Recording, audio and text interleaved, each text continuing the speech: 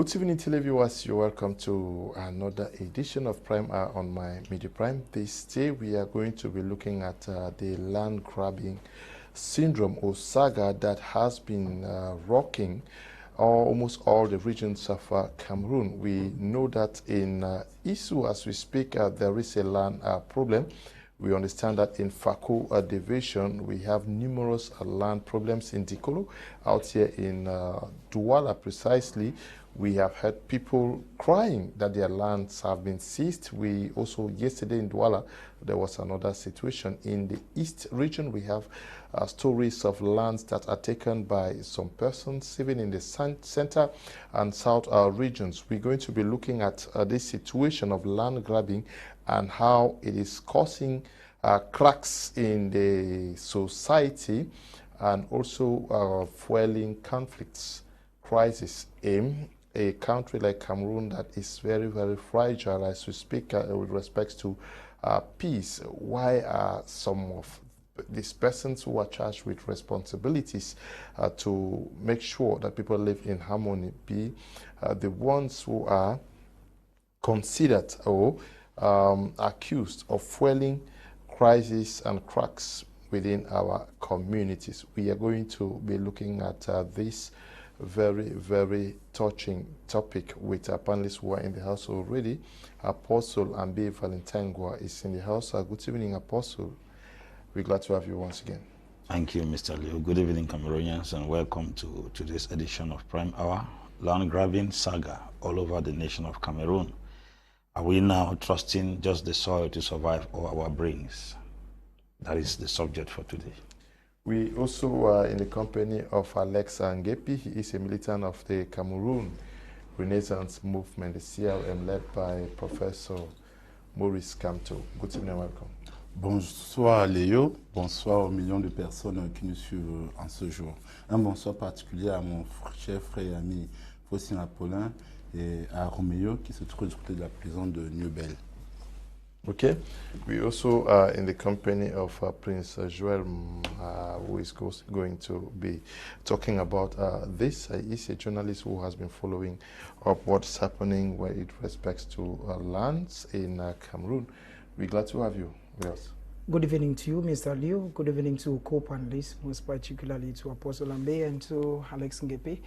And to all the million telespectators of my Media Prime who are watching the program now, most particularly to those who are watching in Messages Subdivision, to whom I'm sending a special good evening to all of them who are in front of their screens now to watch a topic, like you put it, Mr. Leo, that Cameroon is already going through a lot, and coming to add to what is ongoing in the country now is not favoring a country whose peace, first of all, is very fragile, because we've seen situations in the recent days, Douala being a typical example, and Southwest. It's not actually a good sign for a country whose peace is, to an extent, not really very stable. I'm glad to be part of your panel this evening. Okay, we also hope to be hooking up with Paddy. Asanga will be contributing from Germany. If Paddy is there, can we have him on the screen? Good evening, Paddy, and welcome. Paddy Asanga is not there. I'll start with you, Apostle Ambe Valentine. There are so many land disputes across the nation. Where can we say the problem lie? Yes, Mr. Leo. You know, land grabbing is not just something that suddenly erupts from somewhere. There's always a source. When lands are allocated, they are allocated by the state. Communities, territories, localities, even chiefdoms and fondoms get lands from the state. It's the land, the state that allocates those lands. And once the lands are handed to the traditional authorities, now they use their offices now, therefore, to partition this land to various individuals of the community. I believe lands are given for the people of the community. Land is not given for strangers. But the opposite is the case. In most of those communities, you find out that when lands are allocated, the individuals and the indigents of that particular locality are not beneficiaries of that land. Because before the documents will reach at the level of the traditional ruler, probably the governor has a portion of the land there. The DO has a portion of the land. the mayor has a portion of the land, and sometimes you hear that 38 hectares have been allocated to the same Mongo community. Before the 38 hectares to reach the chief or the king in that locality, the governor has at least 5 hectares. The SDO has at least 3 hectares. Before the DO, before now other authorities, sometimes even the communities, individuals do not even have lands in those places. So the little that is given to the community right now, if the king shares those lands and the lands are not sufficient, it becomes another problem. There's always a clash with people in the community. Either their own portion of land was not given, or the land was given and then it was sold.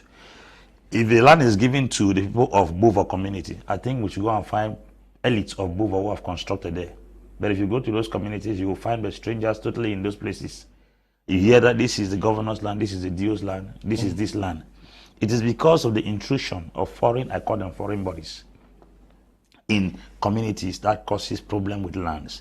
And secondly, people are creating villages that do not exist.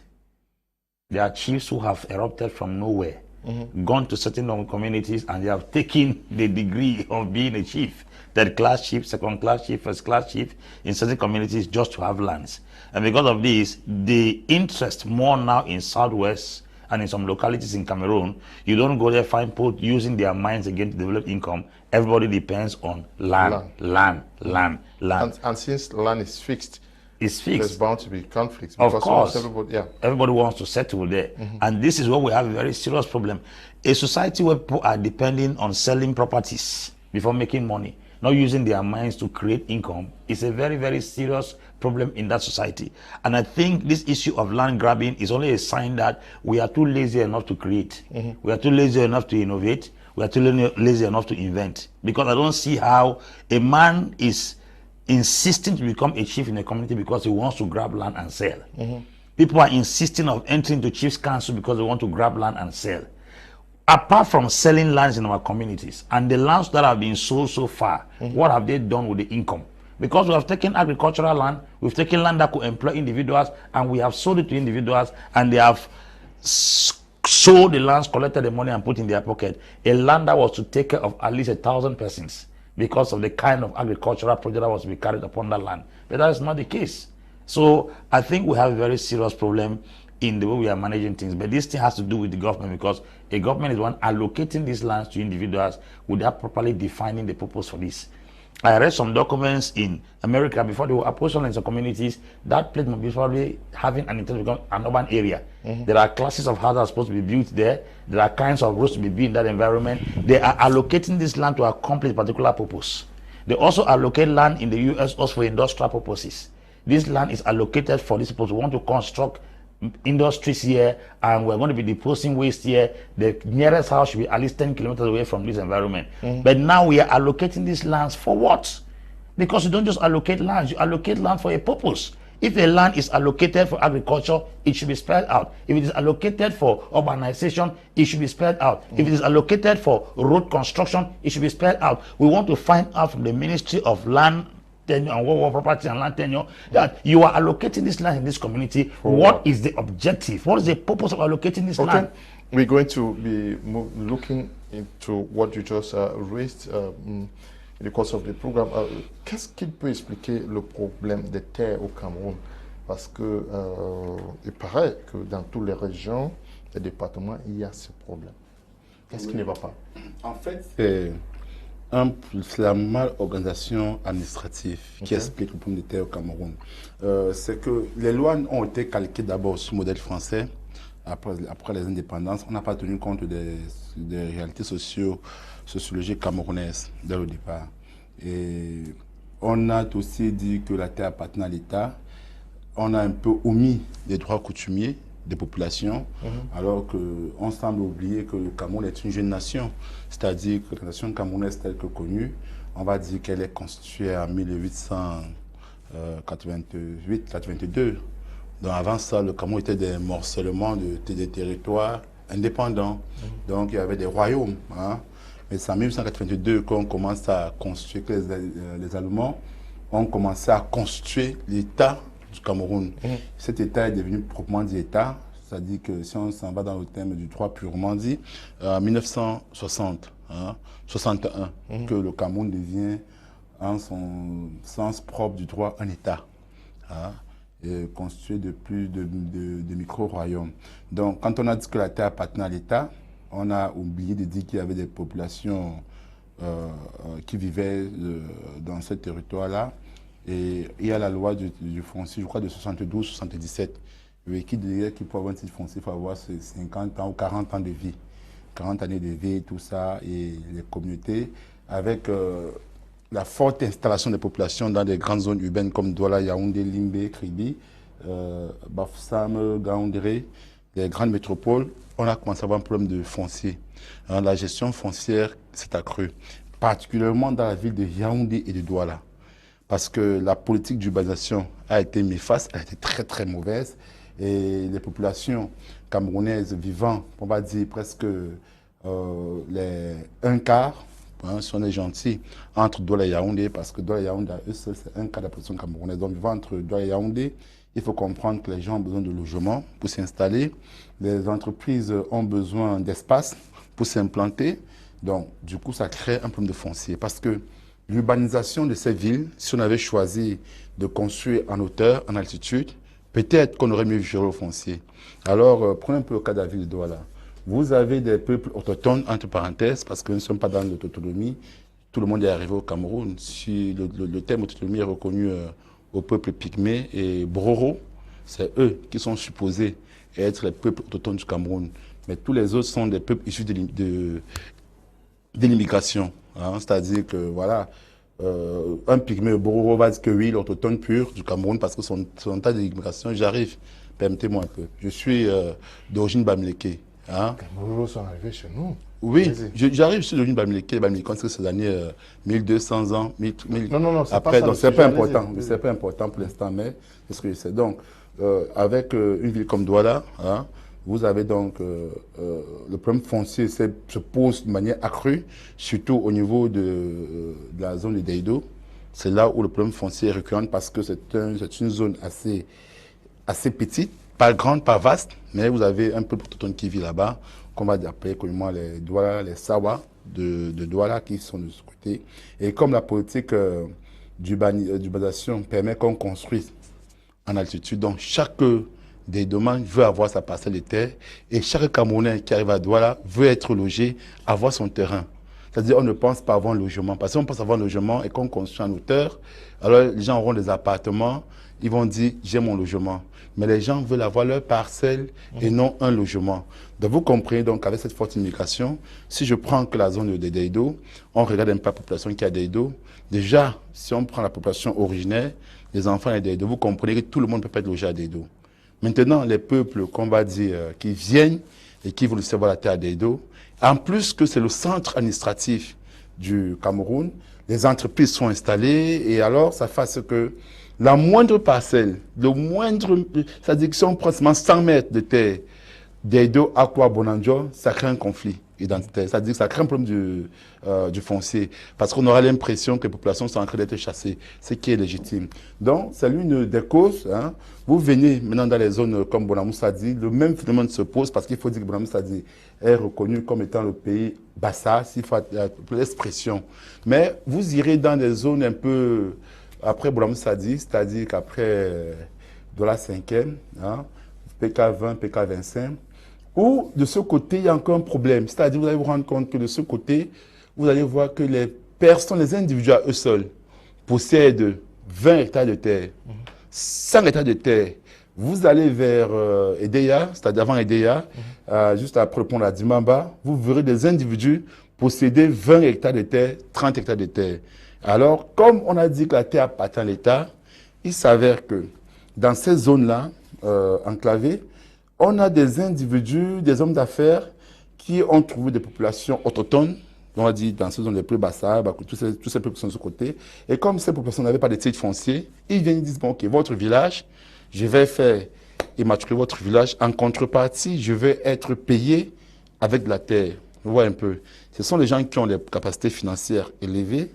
Alors les villageois acceptent. Donc, sur 500 hectares qu'il va faire immatriculer, il sera récompensé à hauteur de 100 hectares. Donc, toutes ces choses-là ont permis de frustrer la population. Souvent, même les villages ont été immatriculés et vendus aux individus sans que les villageois ne soient informés. Donc je dis, le foncier camerounais, c'est un problème d'échec des politiques d'urbanisation au Cameroun. C'est un problème d'échec administratif. Je crois que on devrait plus passer aux solutions parce que les problèmes, identifier les problèmes du foncier camerounais, même en une seule journée, on ne va pas finir. OK. Prince Joel, this is a problem that is actually recurrent and causing so many cracks in our communities. Is the problem not also this whole issue of land belongs to the state? Since land belongs to the state, okay, the state officials now decide who owns what where. You said it all, Mr. Liu. You've said it all because it's the civil administrator, the DO, the SDO, or the call him governor. chef The chef there of a locality who is the first owner of the land. And that is why recently the Minister of Territorial Administration, while in the Southwest, sounded a warning to administrative officials in that part of the country, whom he cited that they were owning lands belonging to CDC and PAMOL. Now, away from that, Mr. Liu, it is difficult, if at all not impossible, to go to any village where a chef has once been there and find a chef who has left without leaving behind a land. It means that you have people who go to a community because the law, like you put it, they say they are the people who have the lands. At the end of the day, if there is a farmer grazier problem, there is somebody who has his land and maybe a Fulani man's cattle moving to destroy the crops. At the end of the day, the person who is solving that problem is the chef there. And many a time, some people, because of self-pride, believe that, okay, I want to show you that I'm more than you. It's preferably that I give part of the land to the chef there, and at the end of the day, to prove that I'm more than you. So I think that, Mr. Liu, the problem of land, first of all, is linked to the fact that there is a lot of administrative bottlenecks because even when destruction wants to go on in an area, we saw recently here in Godzi, here in Douala, at times, even if the government wants to compensate, because there are areas where the government decides, okay, we are coming here, like we saw in the port, like we saw around the Mabanda neighborhood in Bonaberi, the government says, okay, we are coming to this area, we want people to leave. Those who are compensated, first of all, Mr. Liu, are those who can show proof that they have a land title. But now, to own a land title in Cameroon is not given to any Jack and G. Okay, now that is the first issue because acquiring a land title in Cameroon is a whole procedure. And another issue is that, Mr. Liu, we have individuals, like Nguepi put it, we have individuals who come into communities and go directly to administrative authorities to get their lands. It means at the end of the day, these people come in and promise lofty projects. We are going to construct this, we are going to do this. And before you know it, you are faced with a situation where in front of you, you have a very gigantic business tycoon. And when you start running from one office to the other, you don't have any person to help you. You don't have any person to help you because some of these people don't only buy lands at the level of the village. Some of these people buy lands as far as Yaoundé, which means that you have a problem where even when you go to the local administrator at the level of the community, his own hands are tied because the document may be coming already from Yaoundé. A case in point, Mr. Liu, like I was saying, was what happened in Mabanda, in Douala, here in Bonaberi, where the community get up one morning and you're telling every person, it's an individual, it's not even the state, because we will not be balanced if we put it only on the state. It's an individual who comes with a document showing a community that has been living for years. Because there's even a grandma in the video who says that she's been living here for so many years. Now, an individual comes who has his money, must have bought this land from a higher authority. Now they tell you, okay, this person has the land document. If you show proof that you have a land document, fine. But now given that acquiring a land document in Cameroon is a total problem because it's not easy. Now, the individual who possesses the land document, legally speaking, is the landowner. You may have erected a building in that house, but what backs you that is your land is a land certificate. So I think that, Mr. Liu, if we want to be looking at the land issue, maybe we start looking at government making the procedure of acquiring a land title easier. Because you may end up buying a land, But having a document that shows that it's your land may cost you even more than the land you bought, even 3 times the land. So I feel that, Mr. Leo, there are a lot of problems so far as land are concerned. And this thing is creating problems between villages. I give you a very simple example.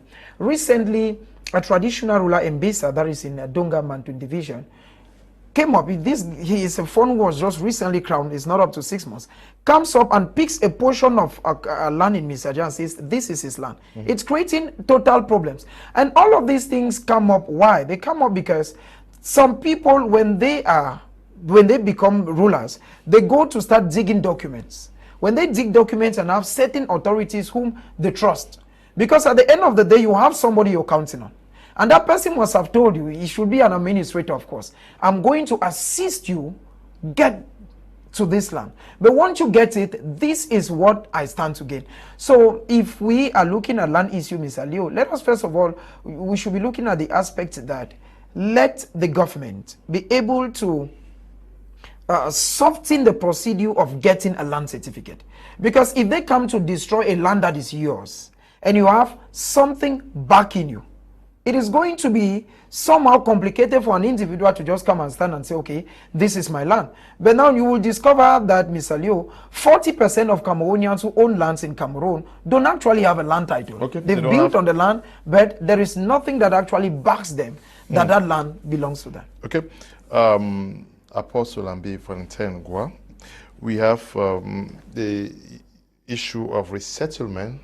Take the case of what happened recently in Douala, where people have been living on that portion of, they are actually dwellers who have been living there forever, and they're told that they have to move because the land actually belongs to some other person who wants to put it into use. Now, he analyzed the way Douala is growing. Douala is a city that is host to both 3 million people. Yes. They are the same, but the land size is the same, and almost everybody wants his or her a portion of land on which they want to construct. Now, if this is problematic, and then we have big business persons who also want hectares of land to erect giant structures to employ, to create employment, is the problem not also because there is no clear-cut resettlement scheme for things like this? If we know that they do is, we can say 50 hectares of land.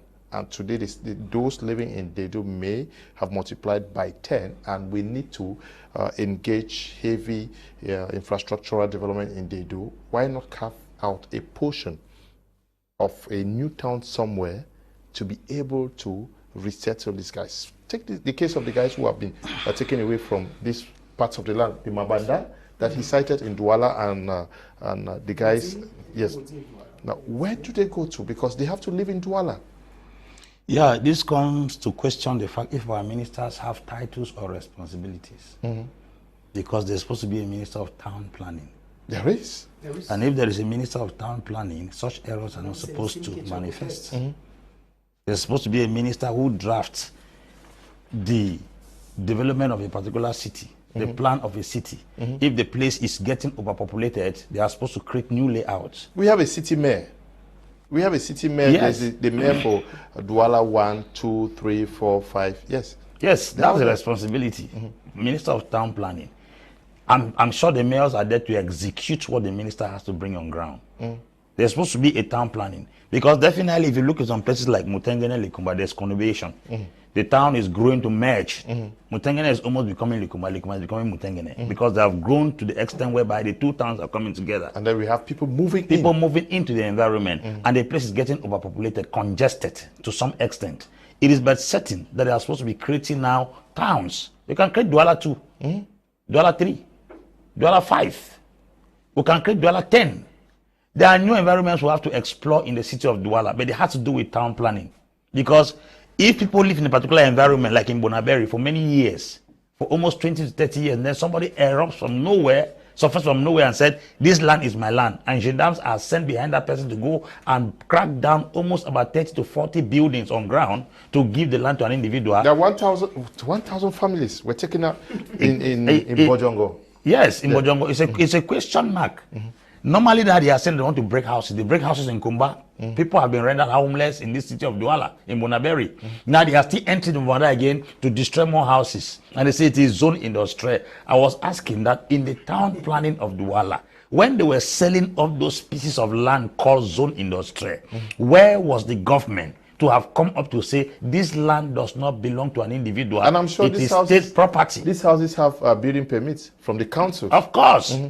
The council gives them building permit, even though there are many houses that are built without any building permit. But my problem is, if at all a town is properly planned and properly apportioned, I'm sure industrial area should be clearly spelled out.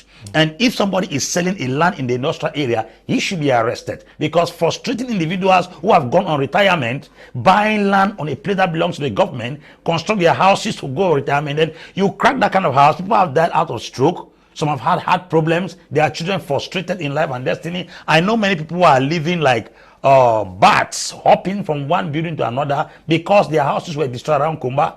Now they are entering Banda and still destroying houses. They say they have given a notice that they are coming to destroy the house in Banda because it is zone industrial. How can a city that has a plan carved out and drafted not be pointed out as an industrial area? You go to Europe, there are some places they call green areas. Green areas are areas where people don't stay there. There is a gap from where a green area is to where human beings stay. If you go and buy a land in a place that has been capped as a green area, then you are a fool of the millennium. I think we have to be able to spell out the function and responsibilities of different kinds of land in Douala, because land is not just for building. The worst is in the southwest and sometimes in the littoral region. You just hear that government has apportioned this land to a particular community. That land is given for what? Is it a new layout they want to build in that environment? Is the land given for road construction? Is the land given for this? You hear more that a road was to pass here.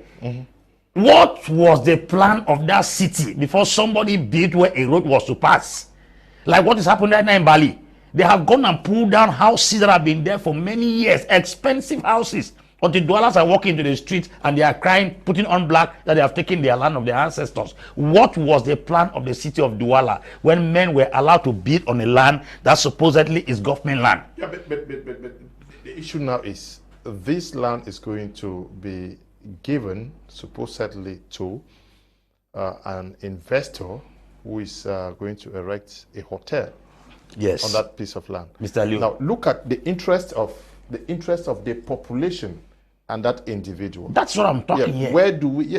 That's the same thing I mentioned about Bojongo. It was an individual that rendered 1,000 families homeless. If that man is coming to provide oxygen in that environment, that will supply life. He is not that important than the 1,000 families that will be rendered homeless walking in the streets. These are the kind of authority you give to individuals in the country. You begin to find out if the country is somebody's property, that a few persons are controlling it. Now you say zone industrial zones that were mapped out, I'm sure in the 60s, 70s. Now things have changed. Things are evolving.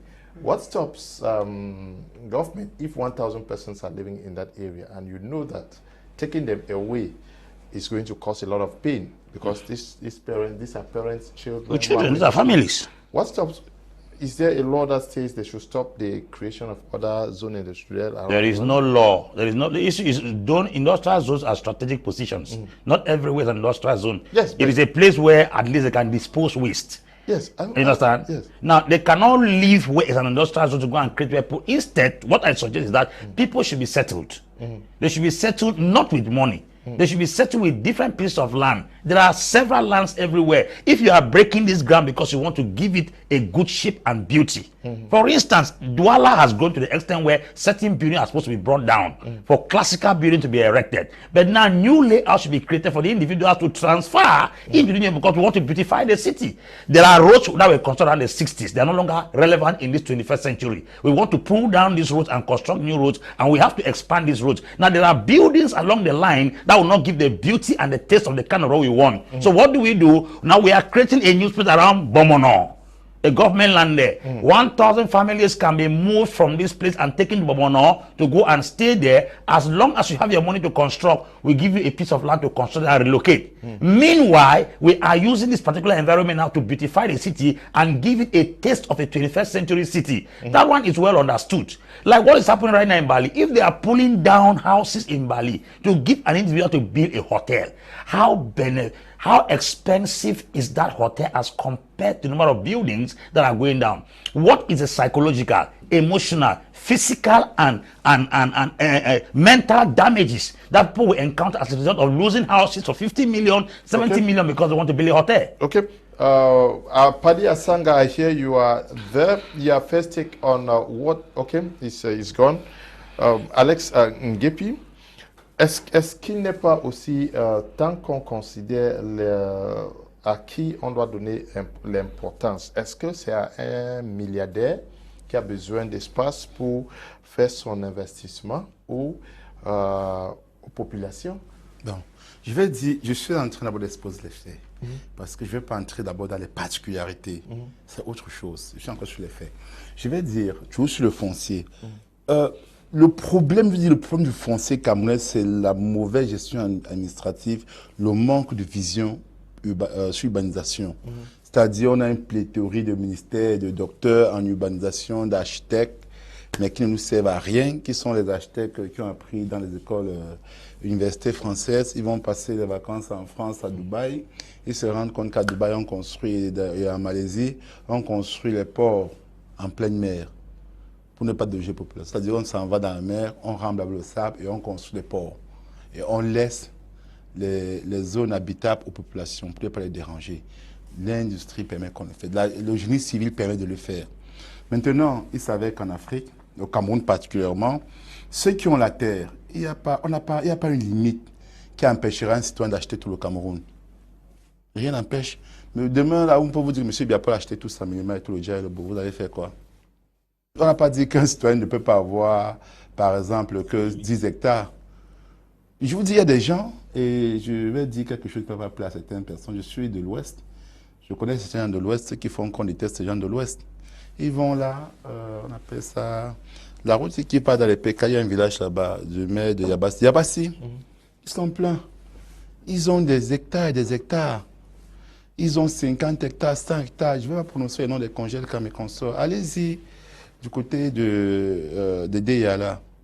Ils ont des hectares. Ce sont les amis du gouvernement. En tout cas, ce n'est pas du MRC, ni du SIF. Ce sont les gens du RDPC qui ont de l'argent, ce sont des hommes d'affaires, qui se sont enrichis sur le dos des contribuables, qui ne payent pas les employés. Les employés sont payés à 36 500 francs, ils font 10 mois sans salaire. Ils prennent cet argent-là et vont investir, acheter les villages. C'est la triste réalité. Et ils sont aidés par le RDPC. Et après on vient accuser quelqu'un de l'Ouest, les gens de l'Ouest qui ont acheté Douala. Alors que le petit Ben Skinner là, qui gagne 2500 francs par jour ne peut pas acheter 50 mètres pour se construire une maison parce que ça coûte trop cher pour lui. Les gens qui ont toutes ces parcelles-là, on connaît, ils sont du RDPC, ils sont dans les grosses entreprises. Je ne vais pas citer les noms directement. Ils sont dans les grosses entreprises de la Ferrari, de la Kenkari, du côté de Bansoa, d'Amenois, et qui ne payent pas les employés. Que quand un employé n'est pas payé, il peut apporter plainte, il préfère donner au juge, il préfère le procurer 500 000 comme d'employés en prison. Et c'est eux qui font qu'on dise qu'ils doivent acheter. Donc, c'était juste un point de chute. Le problème de l'urbanisation, un pays, et je suis d'accord avec notre frère, un pays planifié, anticipe. Je vais prendre le cas du port de Douala. Le port de Douala, au départ, n'avait pas 1000 hectares. C'était peut-être 300 hectares ou 200 hectares. La zone de Mamanda ne faisait pas partie du port de Douala. Les gens qui sont du côté de Dikolo ont été relogés à Dikolo parce qu'ils ont été cassés quelque part. Et c'est le roi du canton, le chef canton Bel, qui les a vendus les terres là-bas. Aujourd'hui, ils se cachent. C'est une triste réalité. Et quand le port de Douala aujourd'hui, on sort un titre foncier, on dit que non, à partir de Dikolo sera dans le port et Bonabé, Mamala sera dans le port. On dit parce que c'est une vision stratégique. Alors qu'on a construit un port profond à Kribi, on peut construire un port profond à Limbe. Quelle importance d'agrandir le port de Douala? eux seuls savent. Vous agrandissez pas le Douala alors qu'il n'y a même pas d'autoroute. Il a dit quelque chose. Vous laissez les gens s'implanter dans une zone. Vous les refusez titre foncier. Vous dites que c'est une zone verte, c'est une zone marécageuse, tout ça. Mais quand l'État laisse ces gens, le gouvernement les gens s'implanter et vous venez de les casser sans les dédommager, qui est responsable? C'est le gouvernement. Il faut être dans le voyoutisme pour casser quelqu'un qui a passé 50 ans à Mamanda, sans construire. Il a construit 50 ans. Demain, vous venez dire que vous le cassez parce que la terre appartient à l'État. J'ai suivi des gens sur les plateaux de télévision dire que Mamanda, la terre appartient à l'État. On doit casser. J'ai suivi certains députés du RDPC. Je ne vais pas citer les noms. Certaines femmes députées du RDPC qui ont dont leurs parents ou bien leurs beaux-parents ont vendu les terres de Dikolo. Il y a cela plus de 30 ans. Elles ont dit, j'ai rencontré le DG du port. Le DG du port va accompagner les familles à quitter Dikolo en leur donnant 6 mois de loyer. Donc, vous avez construit votre maison, peu importe un type de matériaux. Vous logez là-bas avec vos 5 enfants, 15 enfants. On vient demain, on casse. On vous donne 300 000 francs d'aller vous reloger parce que la terre appartient à l'État. Et ces personnes-là étaient les amis de Cedrick du PAT. Bon, c'est impossible au PAT d'accompagner ça à l'État. Alors, quand on a venu, pas Dikolo, oula, et Sengue. Alors, quand on a voulu casser Dikolo, on dit que non, Dikolo, la terre n'appartient plus à l'État. La terre appartient à la communauté. Donc, la terre appartient à l'État quand il fallait casser, quand il faut casser Mwanda, quand il faut casser Esengue, c'est à l'État. Mais quand il faut passer Dikolo, la terre appartient aux communautés. C'est une parenthèse. Donc, vous avez un problème. Je vais prendre un cas très simple pour limiter le frontier camerounais. Vous avez la route, la pénétrante rond-point d'Eido, Aquanor. C'est une petite route. Je me rappelle les années 2000. J'étais encore tout petit, je passais juste à l'entrée d'Aquanor. Il y a 2 belles villas qui étaient construites par 2 frères du village, la même famille. Un en face, c'est collé à la route. Alors j'étais un tout petit en 2000, je me disais, mais comment est-ce que les 2 frères peuvent construire comme ça alors qu'on a besoin d'une autoroute pour la Bonamoussadi? Vous comprenez? C'est là jusqu'aujourd'hui. Ils ont préféré aller construire une servitude du côté de la route du génie militaire, qui n'ont même pas respecté les plans. Et demain, vous allez essayer d'en construire là-bas. Il est clair que demain, il faut casser cette zone-là pour construire l'autoroute pour servir Bonamoussadi. Est-ce que ces 2 frères-là sont au-dessus de l'intérêt de la population? Je ne pense pas. Je vais prendre encore un exemple. Vous allez voir Tradex, vous allez voir Rond-Poulain pour le PK14. Du PK14 au collège Chenil, c'est 2 voies avec les terres pleines. De Missoké, juste après le pont de Missoké, jusqu'au Rond-Poulain, c'est 2 voies, terre pleine. Mais entre le Rond-Poulain et le collège du Nil, c'est une voie, une route en pavé. Qu'est-ce qui se passe? 2 voies peuvent passer. Mais on est venu implanter Tradex sur la voie publique. Monsieur Léo, moi, Tradex, c'est dans toute la République. Mais quel intérêt d'empêcher au Cameroun d'avoir 2 voies là-bas? On met Tradex dans cette zone qui, devant le carburant aux fortunés, et qui crée des embouteillages tous les jours. Okay, donc, pour chuter, je vais donc dire que le foncier camerounais est mal pensé. Parce que les gens qui sont censés planifier, planifient selon leurs intérêts. Okay. Donc, rien que l'exemple, là où Tradex se trouve entre le rond et le du Nil, j'étais là ça démontre... Je me suis posé beaucoup de questions. Ça démontre... Vous venez très bien et au rond-poulain, il y a toujours embouteillage. C'est à cause de Tradex. Donc, c'est donc dit que ça démontre que les gens qui ont en charge la gestion de l'État sont là pour leurs intérêts. Merci. Et l'urbanisation doit être repensée. On doit penser à construire en altitude, première chose. Et on doit organiser les forêts sur l'urbanisation. D'ailleurs, le parti, le MRC, nous avons toujours dit, comme autre solution, on devrait organiser le colloque national sur le foncier. Ok, merci. On va revenir. Ici, Paddy Asanga. Seemingly Paddy is gone again. I'll stay with you. Our issue is this land issue and the conflicts that is generating. People have their personal interests and then they need these lands and will not get it with the collaboration of the common man. And once the common man rebels against these persons, they seemingly are hating the state for not protecting them, because to them that is their land, ancestral land, but which is considered as state land that could be given to whosoever. We know that the state machinery is also operated by persons who work for the state, and we find communities in conflict, not necessarily with the persons who have these lands, but with the state. Mr. Leo, there is something I said initially that some of these big guns don't even buy lands from the traditional rulers. They get their lands as far as Yaoundé. There is one of a big tycoon who is around Bonaberi, around before you get to Bonaberi, Arai. Now, when you look at that kind of vast land that the individual owns, you don't buy that kind of a land from a traditional ruler. And coincidentally, that area where the land is, and even where he's parking his trucks, is supposed to be a place where an ancestral community is supposed to come and demonstrate their culture. That is where trucks have been parked, and it's also where a grandstand, if I've not forgotten, a grandstand for the head of state was supposed to be built. It tells you that individuals who have their money can make and mine Cameroon. And it was the same case in Mabanda.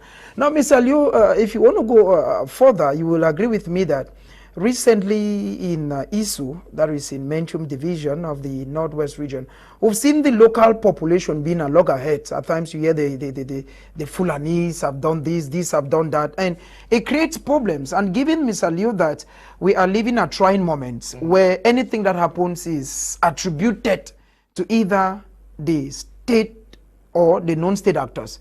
The separatists. The separatists. But now you have individuals who have their money, who've bought lands, whom you don't know from who they buy, because even the traditional rulers of those areas, who are the custodians. Because, Mr. Leo, it could be in other areas where chiefs come from, like that, but without stigmatizing any culture. I feel that most particularly in the Northwest, for you to become a fund, yeah, it is something that is hereditary. We take the recent case of Mancon. The person who has replaced Fon and Ngwa for the third doesn't come from space. He's a son. Now, it tells you, because there is no way you will go, for instance, in an area like Isu and get a land where there is a traditional ruler who knows the history of his people, who knows that this land belongs to this person and this land belongs to this person. Because, Mr. Leo, at times you want to fear that, you want to call certain names, because if you look at what is happening in a community like that, a big gun like Dan Pulo, who owns hectares of land in that area, at the end of the day, the population, says now, we are looking up to the government. That is something I said before now. I said, when somebody has their land seized, there is normally the ministry, there is land tenure, there is urban development.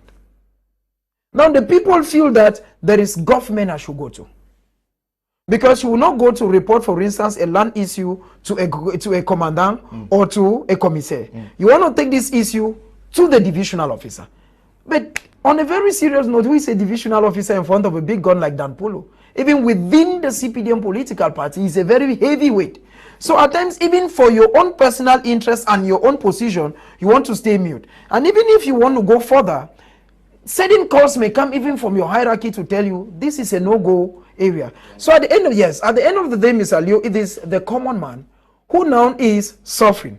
And when they are suffering now, some few individuals, because it's always the case, some few individuals are bought, and they are the ones now who come up and want to contradict what they know is actually true. And now when they are contradicting what is actually true, it creates conflict. That is a case in Israel that I'm talking about recently. And I gave you a case that happened recently in Mukage, where a newly crowned traditional ruler who is 6 months old gets individuals to come and claim portions of a land that he was going to school in Mukage. I saw him go to school. He was passing through that same land. Knows is a land that belongs to a community. You get up one morning, some individuals are claiming, they say this land belongs here. But now, Mr. Leo, I feel that it is time we put, like Apostle Ambe puts it, it is time we put the common man first. Because the government will tell you that they do what they call logements sociaux. A case in point is what they call low cost houses. There is one in Bakoko. When the Minister of Urban Development, Minister Kecha Kotes, came there, Mr. Leo, I covered that story. I was shocked that the persons to whom keys were handed had paid 1 million, 2 million, 3 million. The question now is the grandma whose house was destroyed in Mabanda. And some of these houses, the condition under which the houses are even before they are destroyed. You start asking yourself where you're sending this mama to. The next thing, when you destroy that mama's house, she does not even know some of that. There is a ministry called land tenure. She does not even know there is something called urban development. Where does she go to? When she goes to one office, I talked about administrative bottlenecks. She needs to see the secretary. The secretary may say the boss is not there when the boss is there. And even when you go there, they tell you go and photocopy your land certificate. Go and. Some of our parents and our mothers are not that enlightened. They don't even know that to do this, you need this, you need this, you need that. There are children who inherited houses from their parents.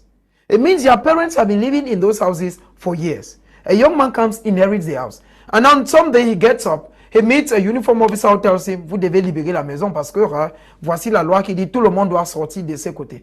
The question you're asking yourself is, where is the government? Okay. Because if the government were there, Mr. Liu, we are very sure that, how do you, Apostle Ambe put it very correct, and I want to buy his point that, even if it's oxygen you're bringing in Mabanda, what company do you want to create in Mabanda that you're going to move 500 or 1,000 individuals out of a neighborhood because you want to bring a company? Okay. Till then, we're asking ourselves where the company is, yet people are living in the streets. And when these things happen, Mr. Leo, like is in the case in the issue, the repercussion is always very negative. Negative because the real individual who is a person is not feeling any pinch. It's a local community who are putting their heads together, and it's not selling well for a country whose peace is, first of all, not peaceful. Yes, the peace in Cameroon is very fragile. These individuals who are taking lands from, I'm sure we discussed about what happened in the University of Boya. We saw how a community was very disgruntled and has actually been very disgruntled. The people of Ako are very, very, very disgruntled because most of their lands have been taken by persons that we know, some of them. When the people are pushed to the wall and they are angry for 1, 2, 3, 4, 5 years, are these not the cracks that individuals are causing in our community, which are expressed differently and causing the conflicts in which we find ourselves today? Yes, Cameroon is an IED explosive that should not be detonated. Right now, as we are talking, there are a lot of fractions in the country. There's a lot of pressure from all angles of the country. And there are some things we should not, repeat in this particular fragile moment in Cameroon. To me, I always oppose the land of my ancestors. Land of my ancestors, which means it is the indigenous of that particular community who are owners of that land. They have the right to enjoy that land. It is rather unfortunate right now that the word land of my ancestors does no longer apply in this 21st century because individuals, strangers, are occupying lands when the original indigenous of that land do not even have access to that land. And this is the reason why I think that if at all we are discussing administrative issues with community development, we should give preference to people who come from that community. Look like what is happening in Nigeria. There is a clash between the Fulanis and the people of the East around the Benue State, the Middle Belt, because these guys take their cows from the north and they do open grazing. They come down and they graze in places like the East. And then the Middle Belt in Nigeria, they destroy crops in that environment. And now a law is signed in Nigeria, forcefully by Muhammadu Buhari, that it should be open grazing everywhere in the country. And there's agitation. Because of that, it led now to the Fulanis, headmen, entering into communities in the East and killing individuals because they felt like they are denying them opportunity from grazing their cows. I think laws are supposed to be put in place that gives priority to the individuals and indigenes of particular communities. If I thought we are in issue right now, and there is a clash between those from Isu and the Fulanis in that particular Mbororos in that community, preference should be given to the people who are the indigenes of that particular land to decide what happens in their land. I think if they should allow the Fulani to graze their cattle there, it should be a privilege given to them, not a right. And these are because we don't have grazing laws.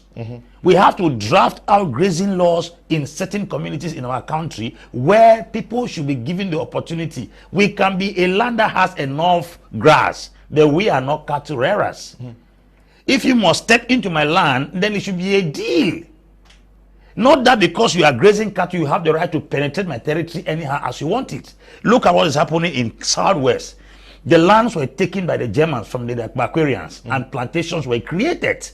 These plantations were created after some years. There was a need for their lands to be refunded to them because they were pushed out of their lands because the lands were fertile and were pushed into the interior, into the hinterlands, and then the Germans forcefully possessed those lands and then raised up plantations. If I thought these lands are even forcefully taken today to do something substantial like the kind of agriculture that the Germans did, it would have been better. Because even though we blame the Germans for maltreating the Barbarians and taking their land, they left banana plantation, they left palms, they left rubber, they left many things behind, which became a strong employment force and a source of livelihood to the Pointe division and even the entire nation. There is no Cameroonian young man that will tell me they have not benefited from CDC. Parents here, Pamo, yeah, we came from CDC. Now, because the Germans forcefully took the land, they used it judiciously. My problem is that these lands are forcefully taken to do what? Go and find out what the man that seized almost how many hectares of land in Bojongo is doing with that land. Go and find out those who have scattered places in Nube, what are they doing with that land? And how beneficial in seizing this land into the community. If at all, Emma Bazi was a government delegate of Yaoundé City Council many years ago. He bulldozed certain houses and brought them down and gave very good roads. Fuda came, did the same. Pulled down some buildings and then gave the city another facelift. At least if they are taking land, my problem is not taking the land. What is the outcome of that land? If taking 10,000 francs from you will bring 100 million francs later, I think I should take it. But taking 10,000 francs from you to squander it, it makes it worse. Go and find out all the lands that have been taken back from CDC and given to the people back of the FACO division. What were those lands used for? Some sold it, resold it, sold it, resold it, and then clashes everywhere and there. No particular industries were created, no good things were created to say that, okay, we took this land to make it of better use. You go to Holland, there's land reclamation. Hollanders will go and take land that is muddy, swampy, develop it into an agricultural land. That's the use of land. I'm asking that why are we insisting on collecting these lands when we cannot make better use of the existing use of the land? How can I pull down a banana plantation to sell?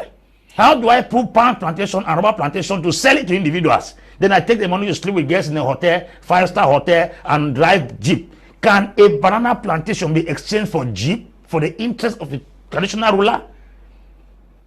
Can a plantain plantation, banana plantation, rubber plantation be sold for individuals to sell and take the money to travel to go to America and go and sleep in the best hotels? How do we jeopardize something that is productive, useful, adding value to society into the hands of individuals who will take it for their self-aggrandizement and jeopardize the well-being of many persons?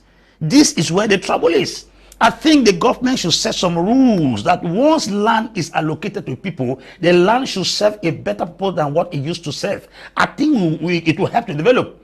And now land should be apportioned, like I said here earlier, with specific descriptions. And you can go to Europe in some places, a particular dimension of building is given because the government or the city council obliges everyone to construct in that standard. You hear government residential area because the quality of houses that are asked to be built in that environment give that place another look. But here that's not the case. Lands are just given without any particular job description, without any assignment, without specific responsibilities. So he gets 8 hectares of land. All he's looking for who to sell, who to sell, who to sell, who to sell. That's why chiefs are being born every second. Villages are created after every minute, and then authorities are taking advantage to exploit the ignorance of some of the indigenes of particular communities. So I think it is time for us to make sure that let lands add more value to both the nation and the citizens of the country if they are supposed to be allocated. Ok. Oui. Est-ce que ceux qui prennent ces hectares-là ne sont pas aussi conscients que les conflits? Parce que tu trouves des Benskiner, des mamans, tout le monde est tellement fâché envers le gouvernement. Est-ce que ceux-là ne savent pas que c'est eux aussi la cause de cette haine contre le gouvernement? Ils savent, mais ils s'en foutent. Vous savez, ce qui est dans la loi camerounaise, c'est dit que l'État appartient à l'État du Cameroun, oui, pas au gouvernement. Mais au Cameroun, la réalité, c'est que l'État appartient au gouvernement. Le gouvernement, ce n'est pas l'État. Le gouvernement est une institution de l'État. L'État, c'est vous, c'est moi, c'est tout le monde. Le gouvernement ne représente que les 0,01% des populations. Donc, ceux qui sont en train de prendre les terres sont membres du gouvernement, sont les amis du gouvernement, appartiennent tous à une formation politique. Voilà toute cette réalité. Je vais vous dire quelque chose.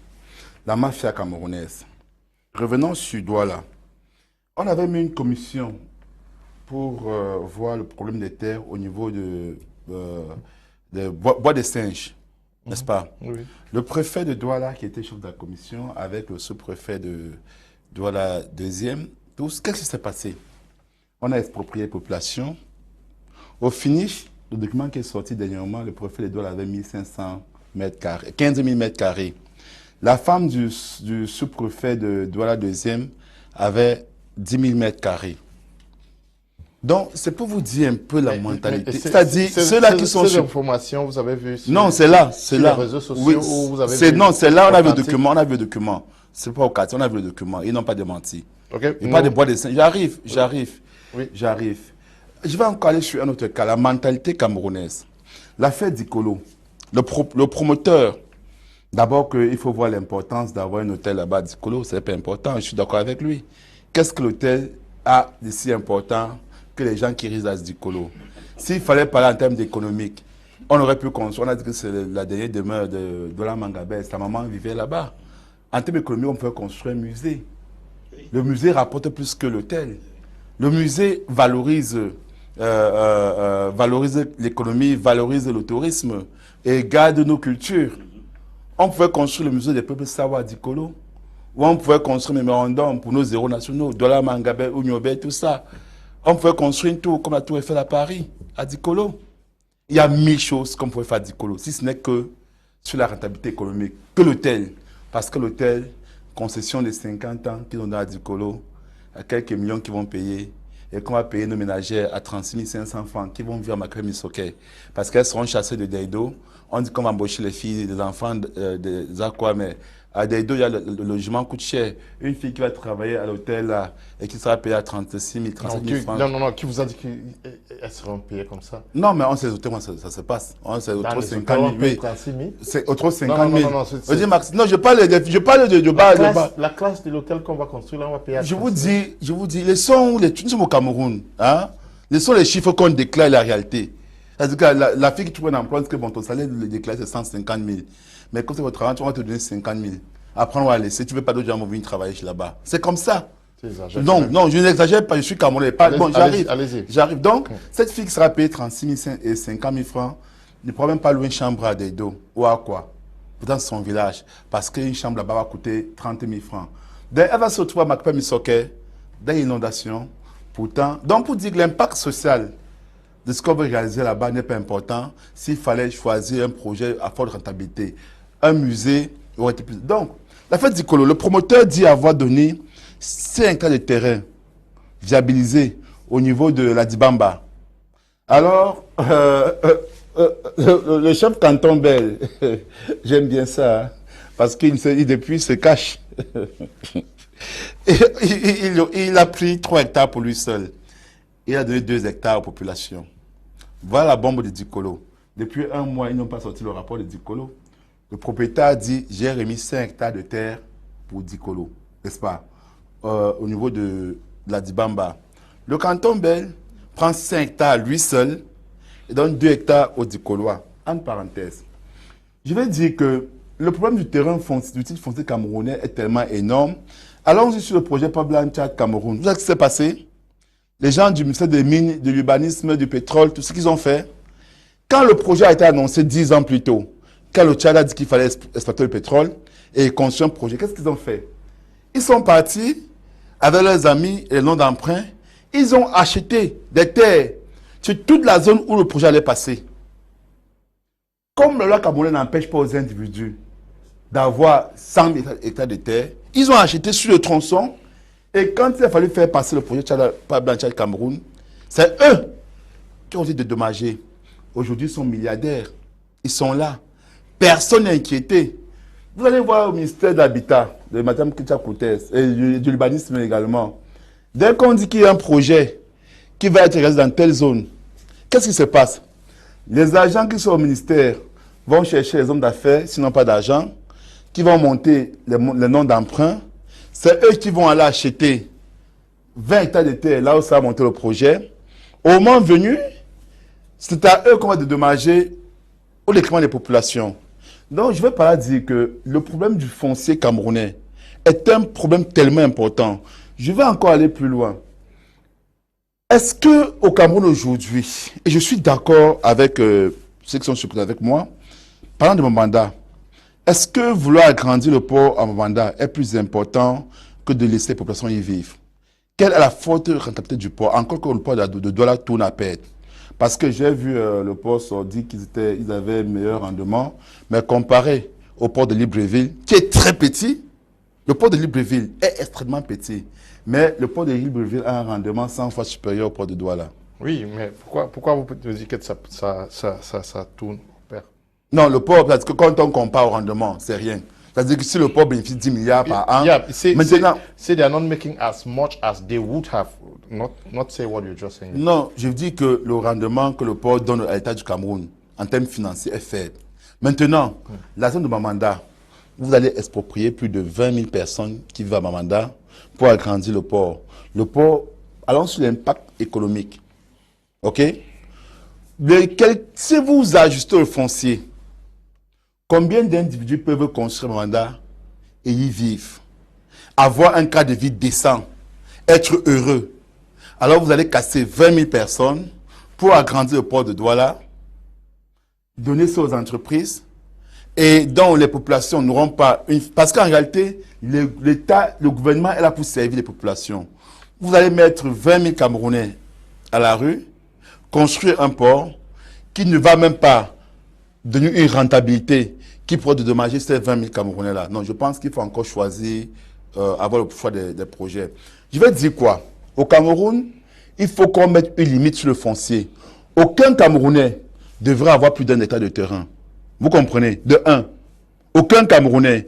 Et même si vous voulez créer une entreprise, par exemple, basée sur l'agriculture, on ne devrait pas permettre que les gens aillent acheter tout un village, 1000 hectares, disent qu'ils ont un projet de bananerie là-bas.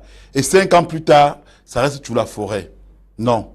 Si vous voulez réaliser un projet agricole et que vous voulez 1000 hectares de terre pour ce projet, si au bout de 5 ans, le projet n'a pas été réalisé, l'État récupère sa terre.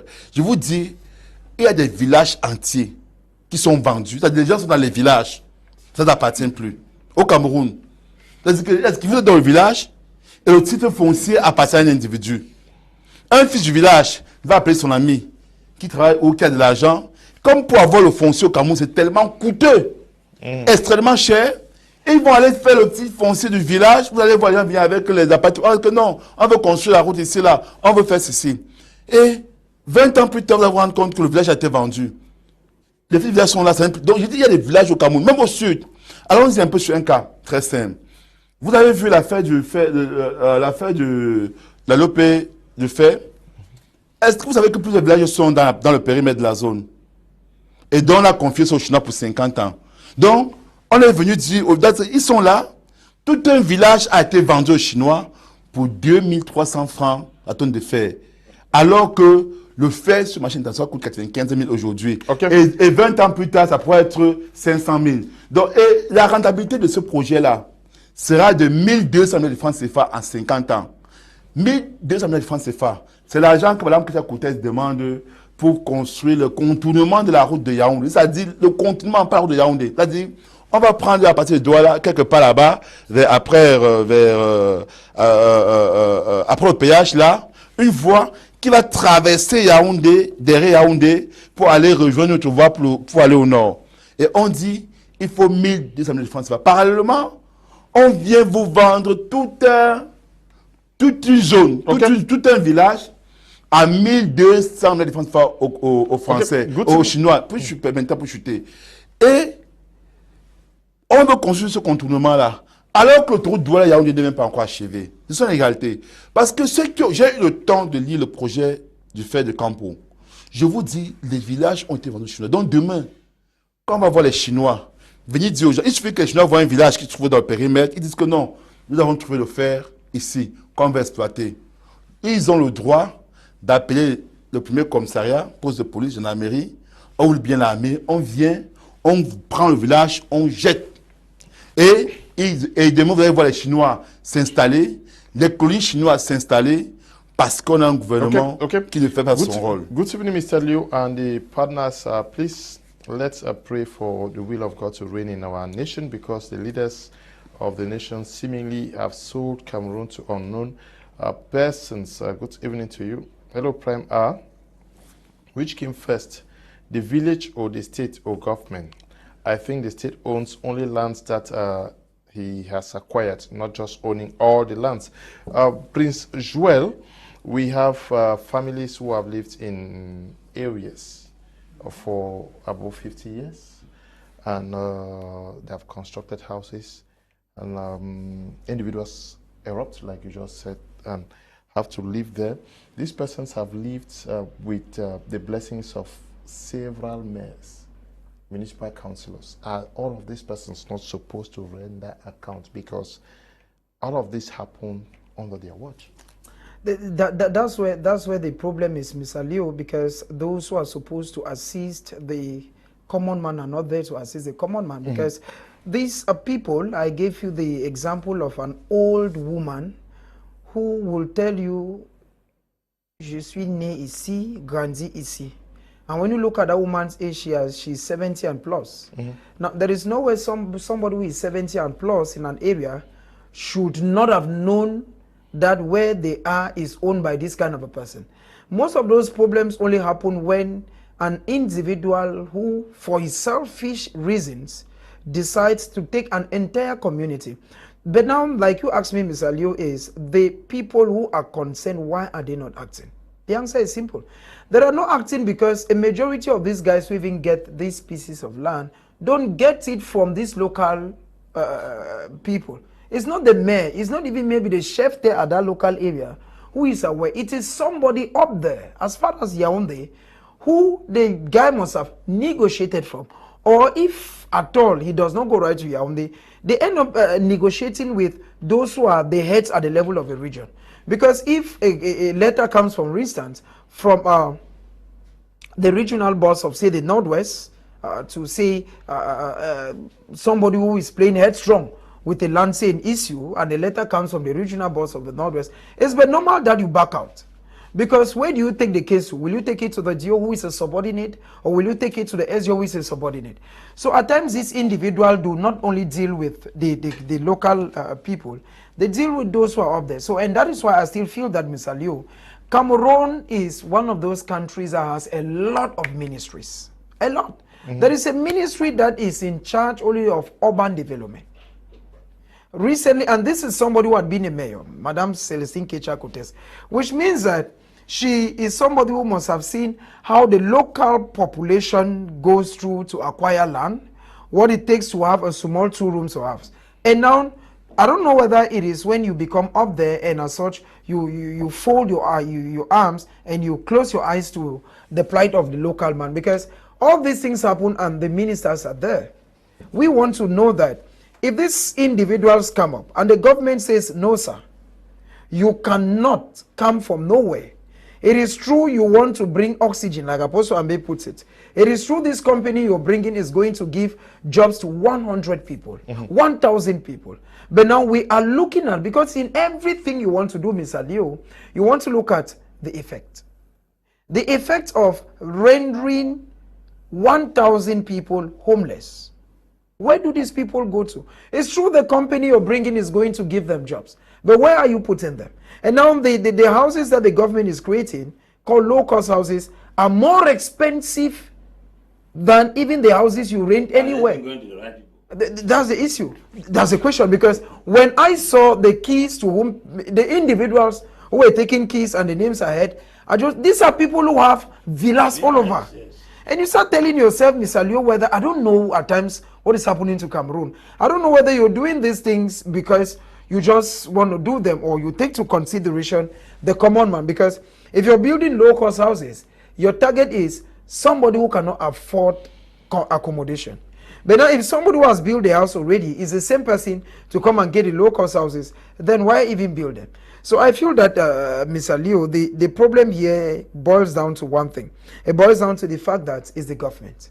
The government, because we have a Ministry of Land Tenure. We have urban development. We have so many ministries that are linked to land. We have even public works. It's still land.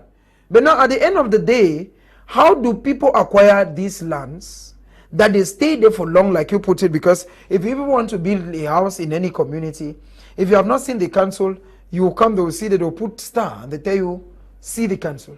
Which means that if a house completely gets up until somebody starts living in the house, that person must have seen the council. Of course. And if you're staying in a house where you must have seen the council, how do you explain that an individual lives from space? And most of these people, Mr. Leo, are people who have never been seen or known in that locality.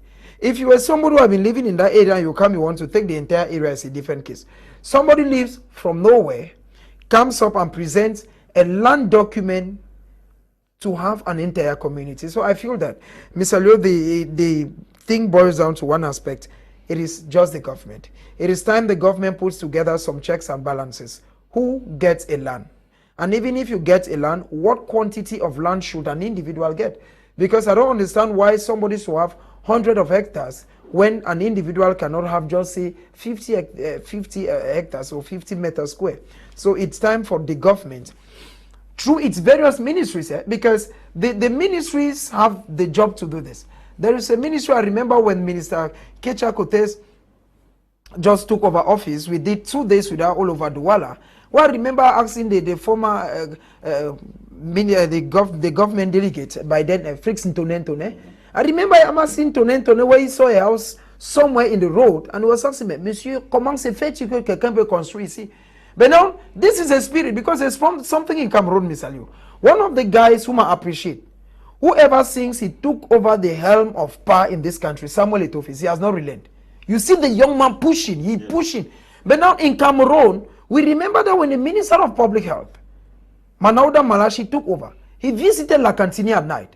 He came as though he were a patient. But now, even in Betwa, he came as a patient and the doctor was, no, je suis fatigué, monsieur, and the next day we know the consequences. It is the same spirit Kecha Kotes came with. So the impression I have in Cameroon is, once you are appointed, you come in with a lot of energy. And I don't know whether it is your predecessor or those who are inside who are telling you, if you come with this too much energy, you are either going to be removed from the game. Yeah, because people come with a lot of energy, but once, twice, once in the field, you start asking themselves, like Minister Kecha Kotes, when she came in, she was here, she was there, but you start asking your questions where she has been. So it's time that these people who have been appointed into positions, they should take into work, because if the minister herself came down to Bonaberi, for instance, in Mabanda, and met this individual and said, but how can you come and say you have all these lands? You want to tell her you have this land, okay, like this mama who is 80 years old, who says she has lived here from birth until date. Where was she when you claim that you must have bought this land? So let the government, Mr. Leo, let the government and the different ministers who have the responsibility so far as land is concerned, take their responsibility. If they take their responsibility, maybe it's going to reduce the load on the common man who is seemingly having nowhere to go to. Okay. A majority of those whose lands were seized have nowhere to go to. Yeah, what is the picture that the common man has for as far as government's coverage on land matters is on them? I mean the common man, because most of those who are acquiring these lands are very big, rich people, and they can easily go through any land matter the way they want. They can easily bring shutdowns, police, and the rest. What should happen for the common man to know that the government in Yaoundé can actually cover them? Mr. Leo, we live in a society where power is stronger than justice. Okay. Even Jesus Christ, when he was about to die, did not leave justice behind. He said, I give unto you power. Because in a society we live in, it is power that governs. I've seen many just people go to prison because powerful men decided they should go to prison. That is a picture the common man has in the society today. They have a mentality that those who are powerful are the ones who rule. Justice is no longer in the society. That is why I keep encouraging my children, walk in the place of power. Spiritual power, acquire it. Administrative power, political power, acquire it, because we live in a world where it is power that is stronger than justice. And it has been proven beyond reasonable doubt in every part of the world. People who have power have influenced activities, and they are rejoicing in their power, while those who are supposed to be giving justice are not giving justice. The common man has a fear, because we are talking about this land stuff.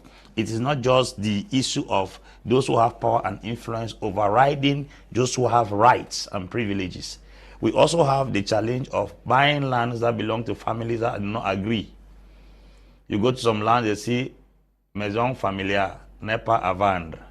You will buy that kind of land, you cannot build on it, because by the time you are laying the block, a brother comes and scatters the block and says that he is the owner of the land. By the time the person who sold the land asks you to build, you want to raise a structure there, the other person who claims to have the land come to fight you. This issue is so bad in such a way that justice is no longer in the society and does not even play its role anymore. It is the powerful that influence the society. I have seen those who have power do atrocities and go scot-free. And I've seen those who are supposed to be justified and given their freedom chained and bound in captivity, because power is stronger than justice. So the common man who sometimes stands and will say, they have taken the land, you want to go court you, and you say, you get somebody to go court every week, he can go and give the judge 5 million. Only the prolonging of the case can make you lack transport to go again to court. He can give the judge 2 million, and the judge turns the judgment in his favor. A man was telling me sometime that he knew he was wrong, but because he had the elder brother who was a judge, the brother called, and the person who was supposed to be giving justice was sent to prison. So I encourage people to grow. Grow because money is power. Grow because position is power. We live in a society where if you don't have power, you are going nowhere. And that's the reason why almost everybody is fighting to have a position of power in order to influence activities.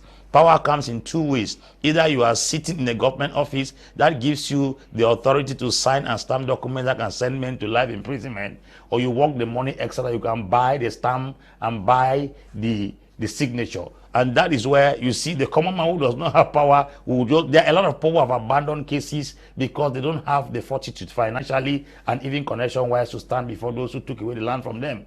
Others have sold land to individuals and also resell the land. You want to go and speak, you have no voice. The man who bought the land later after you has money more than you, and then he influences activities. We have seen cases where calls are coming from Yaoundé to tell a man that don't step into that land anymore. The man who is asking you to step on that land does not even know if you are the rightful owner of the land or not. But because he stands in a place of power, he's one that influences activities. So we are telling people in the society that the only man that can give justice to the common man is the government. And the government can give this justice to the common man through laws established on ground. And if these laws are established, they should be followed to the latter. They should be followed and enacted. The common man should be given a space in the society where justice can be given to somebody who does not have power. Because it is only when the government takes certain engagement upon the lives of the citizen, then the citizen can be protected. Yes, the government sends the military forces to fight against Boko Haram. That is protecting the citizens. They should also set guiding laws and rules that give the common man a place in the society. Because I'm telling you, the land saga stuff has always ended that those who are strong are the ones who are the winners. The people who have always won land issues are those who have influence. I know of a man whose brother took a piece of land from him. He went and paid some money to the judge. An injunction was placed on the land, and the brother was kept silent. That is because the man had power. Even if the brother was right, but he had power. So this justice and some of these people who are grabbing this land, give government authorities and administrators, they should also be brought to book. They should be brought to, because nobody is above the law. They should be brought to book. If at all a case is properly scrutinized and realized that the common man has been cheated, the common man has been maligned, the common man has been maltreated, they should be able to be laws on ground that can influence the common man to have a place in the society. I'm telling you the truth. Right now in the city of Douala, if you buy a piece of land, until you have constructed there for 1, 2, 3 years and you are sleeping there before you can know it's your house. Sometimes after 10 years, it's not your house. You will see somebody come with a land title of 1962. and bring it and tell you that, my friend, this land you are living on was given to my great-grandfather. The person who sold this land doesn't make any sense. Then they will tell you that go and check at cadastre. From cadastre, go to domain, because you have to bring your land title to prove that it is your land. Is it a matter of a document that justifies that you have the land, or you are an indigene of that community that merits a land from that community? Est-ce que ce n'est pas là le problème, ce que le gouvernement envoie servir les gens dans cette in these ministries of lands and rest? Yes. Is that not where the problem is?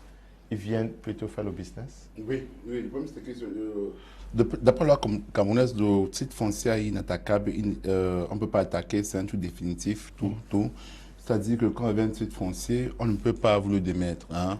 La loi prévoit qu'on peut vous le démettre, vous le retirer, que s'il y a erreur d'administration, ou bien s'il y a eu une parenthèse, bon, je vais paraphraser, hein, ça demande d'établir s'il y a eu des irrégularités pour l'obtenir. Mais quand on avait respecté les procédures, quand tout est respecté, le titre foncier devient inattaquable. Sauf s'il y a encore les alinéas, l'intérêt public, voilà, l'État peut vous déposséder, un peu comme Dicolo. Ils ont dépossédé les gens des titres fonciers. Mais quand on le fait, on doit vous dédommager à la valeur réelle du bien immobilier bâti ou non bâti. Ça dépendra, donc il faut une contre-expertise, tout ça. Maintenant, je vais dire, hein, je préfère aller dans les solutions parce que le problème, j'ai dit, le problème foncier au Cameroun est tellement grave. Hein. C'est caché aux Camerounais. Hein. Au Cameroun, on pense que ce sont les libertés publiques. Bon, encore que le foncier fait partie des libertés publiques. Le droit de bâtir, hein, le droit d'être propriétaire, le droit d'avoir un logement, une maison. Donc le foncier est une liberté publique. C'est-à-dire l'individu a le droit d'avoir un logement, d'avoir accès au foncier. Alors quand on cache parce qu'on ne veut pas que les citoyens camerounais sachent exactement leurs droits, les droits qu'ils ont sur le foncier. Je pense que l'État camerounais doit revoir, l'État camerounais doit revoir les réalités. Un, la terre appartient pas au gouvernement, ça appartient à l'État. De deux, pour le foncier dans les grandes agglomérations comme Yaoundé et Douala, il faut créer les villes nouvelles. Hein. C'est-à-dire qu'à Yaoundé, par exemple, on peut décider de créer des villes nouvelles qui peuvent être avant Tiko peut être des villes périphériques. Banga peut être des villes périphériques de Yaoundé. Yabassi peut être des villes périphériques. Edea peut être des villes périphériques. Il faut décongestionner Douala en fait. Parce que c'est le défaut, l'inexistence des infrastructures routières qui fait que les gens veulent plus loger à Douala. Je peux vous dire que si on s'en va à Edea, on crée 2 autoroutes qui relient Douala à Edea. Qu'un Camerounais puisse prendre son véhicule et qui Douala se rend à Edea en 30 minutes. Parce que quand c'est l'autoroute, vous pouvez faire Douala à Edea à 30 minutes, à 90 km/h. C'est une vitesse normale, réglementée. Hein?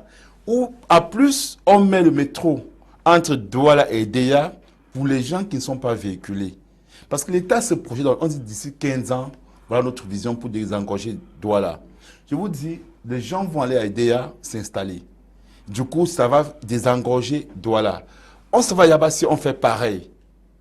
On s'en va à Tiko, Limbe, Bouya. On crée des autoroutes qui permettent de rallier Douala en moins de 45 minutes.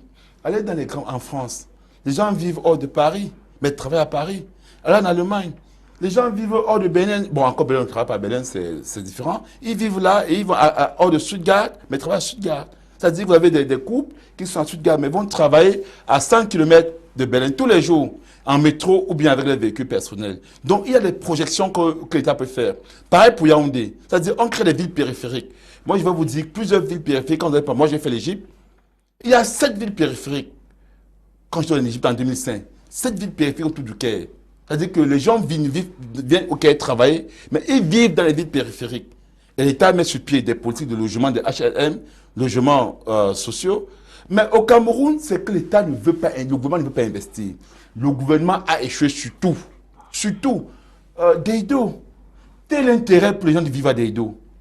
Vous pensez que si quelqu'un, je vais dire un Bassa peut vivre, par exemple, dans les PK 30, venir travailler à Deido, à Bonanjo, s'il y a les voies de contournement, s'il y a l'autoroute, s'il y a le métro, est-ce qu'ils vont s'engouffrer à Deido? Non.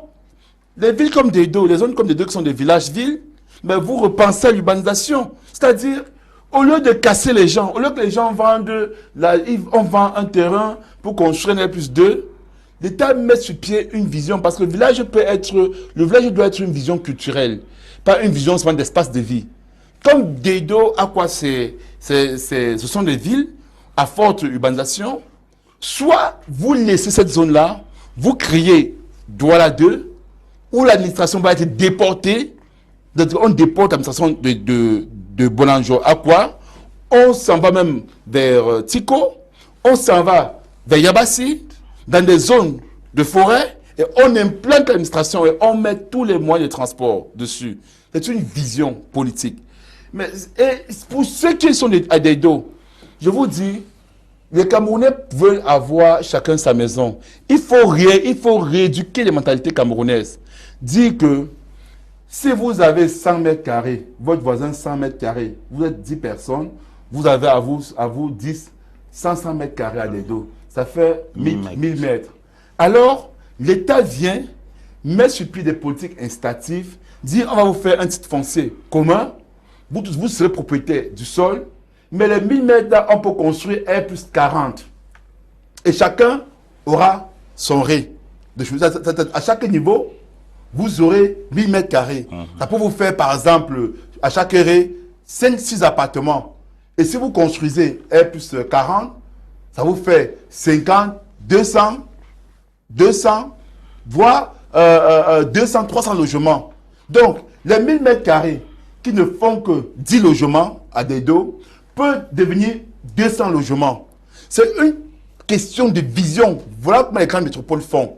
Vous allez en Chine, vous allez dans les grandes métropoles. C'est comme ça qu'on développe les villes, en respectant l'environnement. Comme le port est coulé à Dedo, au lieu qu'on aille déloger les gens à Mamanda et à Ességué, par les techniques de génie civil, on chasse l'eau, on fait les remblais des dunes de sable, et on s'en va donc créer le port artificiel dans les berges de l'océan du Vouri.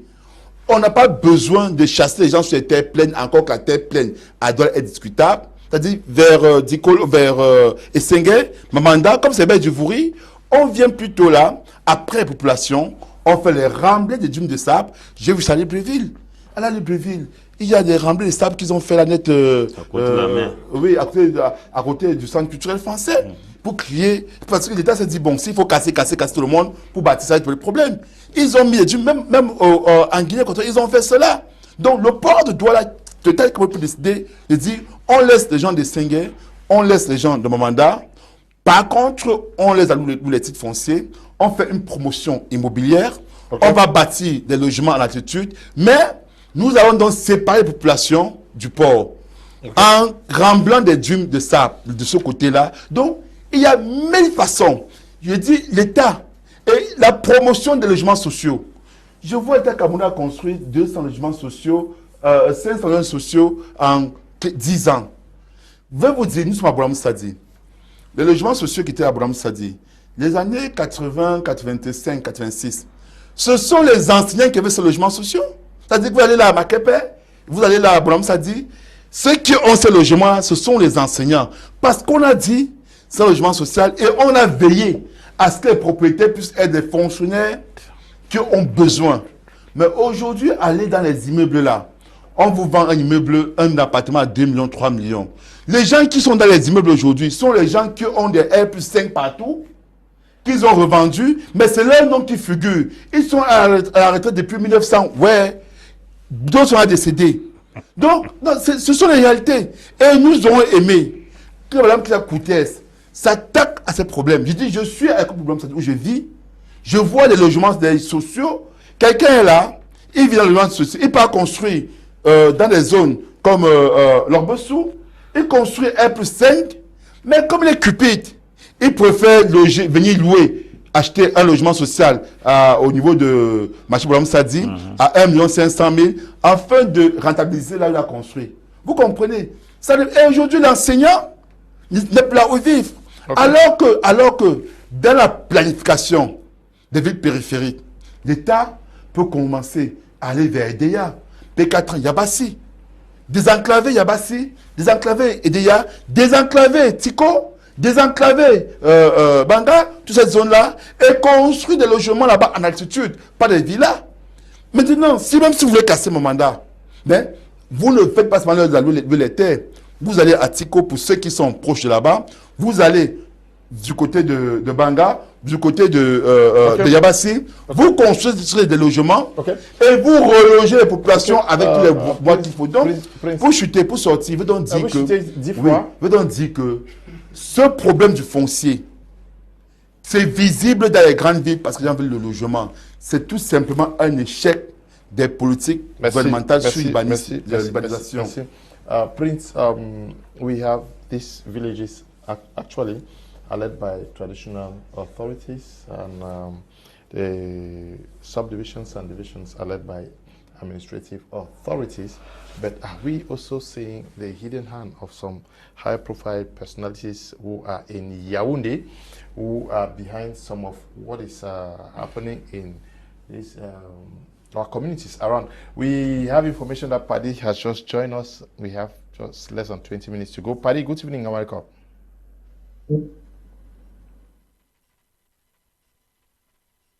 Hello, Paddy Asanga. He's gone. Yes. How do we explain that those who are supposed to protect are walking behind the scenes to take these lands, community lands? That's the issue, Mr. Liu. That is where the problem is, because when you have somebody whom you look up to for protection being against you, the truth is we have today traditional rulers, some of who even constitute the House of Chiefs, and you want to ask yourself the procedure through which they became. It's very true that you needed to know to somebody in Yaoundé who facilitated the process for you to become a member. Now, at the end of the day, Mr. Leo, in every community, I think I said that last week when we were talking about the role of elite in a community, I talked about the fact that in every community, there is a heavyweight. In all the 360 subdivisions in Cameroon, there is a heavyweight who is or has a yam and the knife. Now, we have situations where these local population would have run to the elite. Say if somebody comes and wants to take their land, they could have run to the elite. But the irony here is that the same big guns are the ones who are working hand in glove with these big persons to take the lands. Because remember I said, Mr. Leo, that most of these people who have large hectares of lands in certain communities will never have done so without these big guns. I know big guns who stay in Yaoundé and control a whole region, who control a whole subdivision and control the entire division. I have a friend, I'll give you a very simple example to let you know how these big guns operate. I have a friend who came to the village one time during the third term like this and said he just wanted to organize a football tournament. He was received a call and they told him what is the purpose of the tournament. He says, no, I just feel that I've made small money and let my guys come together. I told him, no, and what you're doing is a political agenda. Tell us the political party. This is so it tells you that, and even the administrator who is around that community will not sign an authorization for you to go ahead with that tournament. So, Mr. Leo, the traditional rulers, those who have weight, because if you want to go to communities like the Mankons, you want to go to communities like Meme, you will agree with me that we want to go to like Bali, you'll agree with me that some of those traditional rulers, I'm not undermining other traditional rulers, but I'm saying that there are some who can at least look at the elite in that area who is looked upon like the heavyweight and tell them, no, we want this, we don't want that. But now when you go to other areas where the traditional rulers themselves think that it is the elite in Yaoundé who assisted them become a traditional ruler, because things are becoming sour and worse. First of all, when traditional rulers need to earn salaries, when traditional rulers need to be enthroned 2 days, 3 days after another one has disappeared by an administrator, it tells you that at the end of the day, it is a whole network. It's a network because if the person up there, we know communities that have come up to protest recently here in Douala when they were installing the paramount ruler for Aqua, I remember that one of the brothers, the elder brother, Oliver, came up with a letter saying that, no, I think that this is not the right person I'm supposed to be. So these things always come up. And at times for you to get the favor of Mr. Liu, even to become a successor of your father, you need to be the person who has won the administration, or rather has won the admiration of the elite, the local elite of your area, because it's your local elite who works hand in glove, who even commands the administrator. So, Mr. Liu, it's a very complicated situation, because at the end of the day, the common man is the one suffering. I will tell you authoritatively, Mr. Liu, that if you go to all the regions in the country today, it is difficult. It is extremely difficult to have some of those traditional rulers who actually just stand out and cry and say, okay, this is what is happening. If you have people like, I think, the Rock Sukuju, whom we want to remember that at one time he was even banned from making artings or even making statements. Why? Because at each time he spoke, it was more of an attack not only to the regime, but an attack to his elite.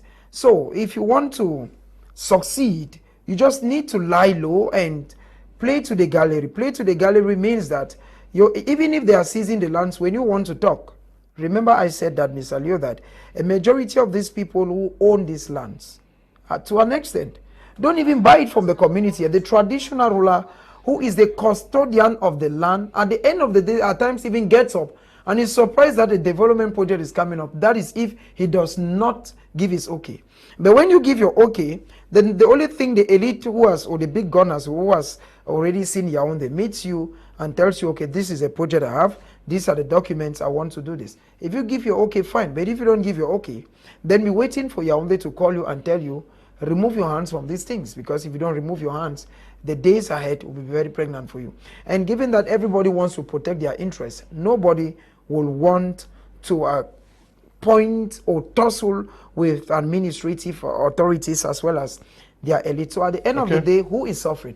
It is the common man. The common man who knows, who runs to the custodian who is the phone and feels that he's not protected, runs to the administrator who is either the GO or the SGO and feels that he is not, and now goes to his elite who is the big gun in Yaoundé and sees that he is not protected. So it is a stranger who comes to his community and gets his land, even where he was lying down, that he is the one who has nowhere to run to. Okay, Apostle Ambe, I did not read some of the messages, but I'll read two so that you can react to them, Apostle. Hello, Mr. Liu. Besides Njangi, every Cameroonian has been educated to buy land without any project for that particular land. We need to reset our connection to the lands. Max Begini, writing from Düsseldorf in Germany. It's true. How you have people who have 30 hectares of land in Sanaga Maritime. When they hear that there is land in the East region, they go and buy 50 hectares. They hear that there's land in Diboncha, they buy 40 hectares of land. Is to sell later when the price increases. Yes, but okay. But when you buy, are you not causing problems? Because you may even die without using the land and then leaving people in problems. Good evening, Mr. Liu. I'm Emmanuel Endeli from Boya. The poor majority are suffering out there because some privileged elites are abusing their offices and influence to grab land. In my community, some elites grab hectares of lands around the settlement and see the village council with few banknotes and bottles of hot whiskey. This makes it difficult for us youths to occupy a piece of land, to even erect a structure and start life. The tendency is that when it's time for us to build, we will be buying from these elites or their children. Who does that? There is bound to be strife, because personally I can't buy a hectare of land for 2 million in my community from someone who almost acquired it for free. Community councillors should equally be educated on how to give land titles. Questions about what size of land, who is the buyer, for what reason, at what location should be taken seriously. Thank you. God bless you. I wanted to read these two messages because they actually go the same direction. We're just acquiring land in Cameroon because we have money. Yes, that's why I said that they should be able to describe why you are getting a land. It has to do with the government first. We are apportioning 38 hectares of land from those for those in Dikolo. What do we expect from you people in Dikolo to do with this land? Because people sometimes buy land, cheaper prices, keep the land there. They don't use the land. They don't exploit the land. They don't develop the land. They wait that the prices will rise and then they sell to another generation. That land is not exploited. The land should be defined. When we are giving this land to this community, probably because these people do not have sufficient space to accommodate their population, we are now giving extra land for you to accommodate a growing population. So this land should be used for construction, because we realize that this area is becoming too congested and we can no longer contain the crowd that is here. So we are expanding this community because we are giving land for construction. People will take those lands, sell those lands back to strangers, while the indigenous that were supposed to enjoy that land and expand to the new environment turn out to still be congested in the same place, and the purpose of the land fails. Another responsibility is that when lands are equally allocated, I think those lands will bring development in those communities. But people keep selling lands and the communities are still in total abject poverty. You go to some communities where land has been allocated, is a chief's palace that is well constructed. You look around, nobody has a house. Everywhere is down because the chief has sold every other land there to construct a giant palace for himself, while the masses go into they stay in total poverty. I think when lands are given, we should define. The person who wrote the second message said it's because we don't have responsibilities we give to the persons that occupy lands. That's the reason why lands remain the same. It remains the same. I think the reason why government should be giving land is that some communities are too congested. We want you guys to increase the land surface so that you can be able to decongest the community. Number two, the roads in this community are no longer sufficient for vehicle circulation or bikes. We are giving this land so that you can create new roads and new paths in this community. We also realize that the water in this environment is causing a lot of swamp and a lot of flood. We are not giving this land so that you can create drainages for people to expand and then cause water to find its way out of that community. But it will shock you that you go to some places in Douala here, the places are too congested, and then water comes to the extent where, like Makabe was okay, people's houses are flooded with water. Why should land not be given such an environment for drainages to be created so they can be able to accommodate the water rather than drowning and destroying property every time rain falls? There is no rainy season in Douala. You will not see videos of TV stations in certain quarters picking images of individuals where mattresses, fans, and gas bottles are floating on water in houses. Where you're supposed to, because why? People have built and even built on where drainages were supposed to be carved out. Why? The interest is for the chiefs and the community people to get their money, the elders to make their money. Whoever is building there is so funny. How can we be allocating lands every day, yet there's congestions, there are no roads, there is flood everywhere? It means something is definitely wrong. Why? People will sell the lands that were given to them to expand and still remain in the environment that were supposed to have expanded and then cause freedom and some kind. There are environments in this Douala, they hit there something else. Not because Douala is naturally hot, but because the place is too congested where oxygen does not even flow into those environments. That is why we are saying that if the government actually is giving land to individuals, this land is supposed to have a particular description. If this land, we say we are giving this land for industrialization, then we are calling on Mayor, we are calling on Guinness, we are calling on Shokokam. You guys should come here, maybe open a second factory of your factories, because the ones you are using is already congested. I think that one should be a platform to create job opportunities for people who are coming. Or we are creating an industrial land, those who are coming from out of the country invest here, let them come and construct their industries here. But most of the foreigners that come here come and rent existing buildings. And if foreign companies don't come to raise up structures, infrastructure development cannot grow. One of the benefits of foreign investors is that they make infrastructure advance. They create roads and equally construct buildings. But because we give lands here to people who cannot even maximize the lands, the individuals come here and rent magazines already existing here. You cannot go and find out a substantial building constructed by a Lebanese, a Chinese, or a French. They are living on existing buildings here that are already in the country. What kind of development? When they come, they sell their products, they have carry huge amount of money and do capital flight. I think foreign investors are supposed to come and better run the community rather than drain from the community. But that's not the case with Cameroon. Now, say, ask you this question. That's not the case with Cameroon. A viewer is asking that, good evening, Mr. Liu. How can you explain to me the phenomenon of an individual having over 200 hectares of land in a particular town and a land title of that land, and you even have individuals who have thousands of hectares? Because the land issue is a business. Okay. I think the purpose of land is for development. It is not a merchandise. They have turned it into a merchandise instead of making development. The purpose of land is for development, infrastructural development, agricultural development, and yeah, but these chiefs who signed 200 hectares of land to an individual, you know how people live in Dedo, Makepe. You see how people are choked up. That's what in a city like Douala, you sign that this guy take. It's greed. It's greed at its peak. The taxi driver who tells you the minister is a thief is a thief. The secretary at the GS office who tells the minister is a thief is also a thief.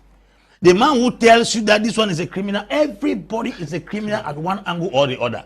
You will send 200 hectares of land to an individual. Now, what's so bad is that Chinese now, they are not even committed. They are supposed to be leasing land on foreigners. But we are selling land on to foreigners. They are supposed to be leasing land to foreigners, but we are selling land to foreigners.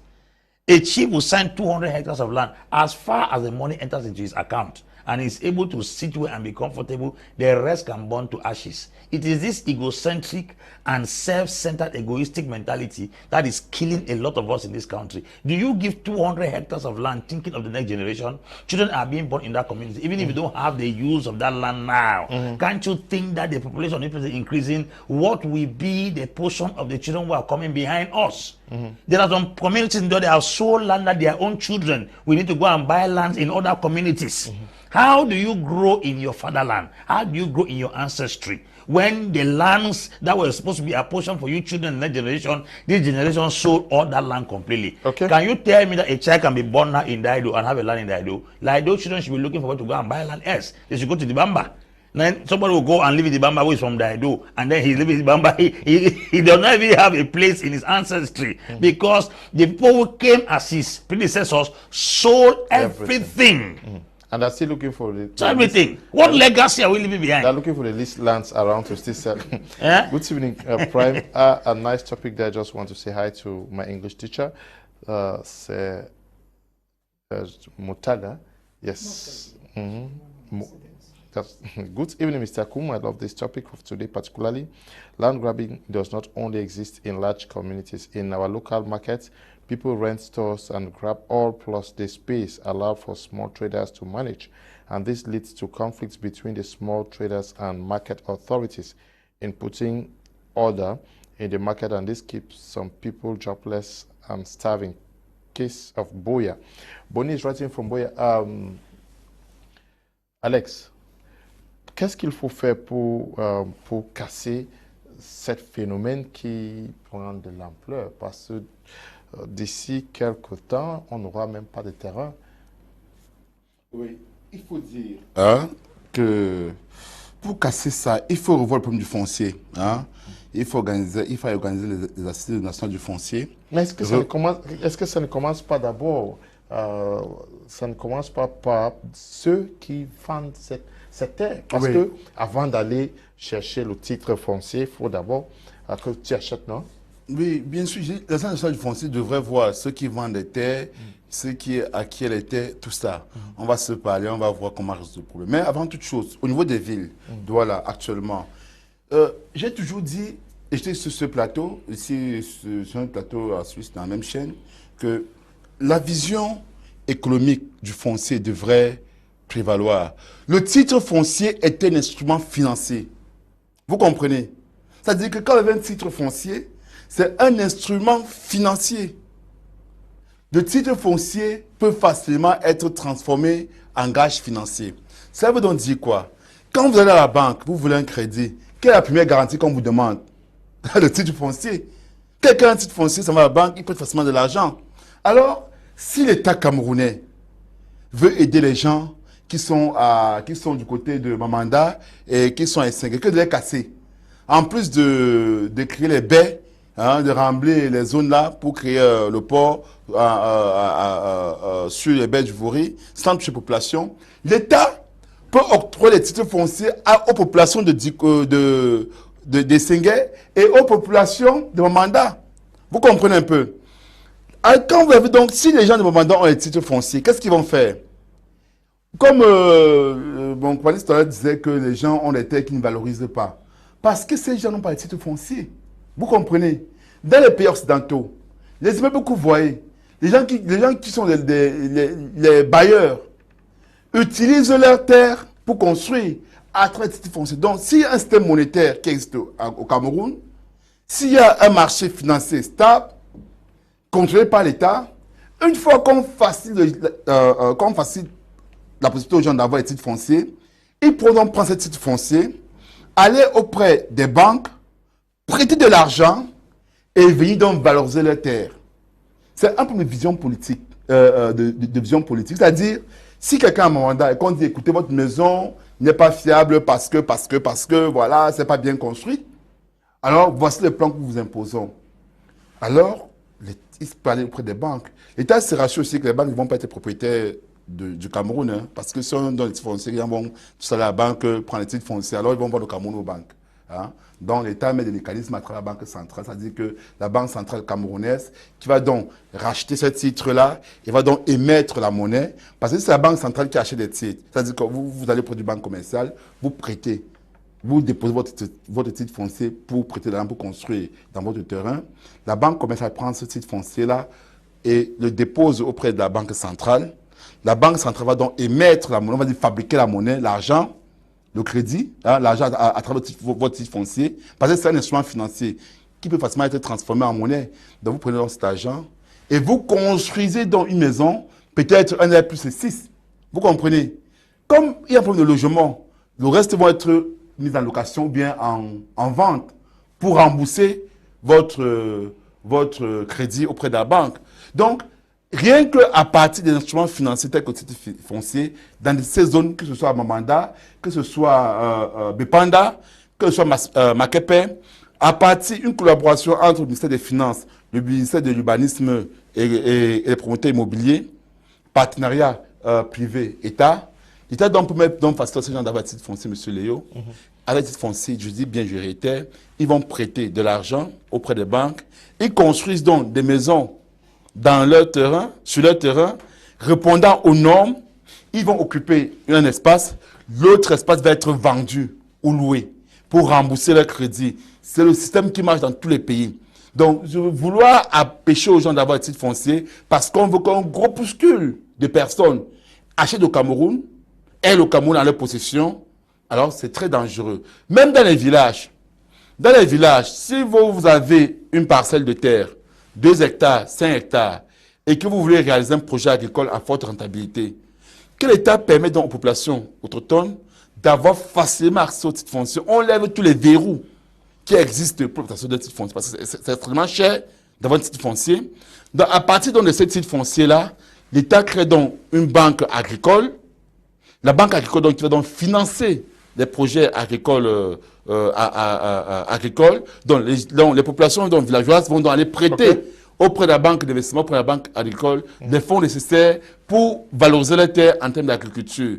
Donc, il y a ces mécanismes-là qui existent. Il y a tellement de mécanismes qui existent pour que l'État puisse évaluer. On ne peut pas donner l'argument de la non-valorisation des terres pour déposséder les populations de les terres. Non, ça ne tient pas. Merci. Nous sommes arrivés au terme de cette émission.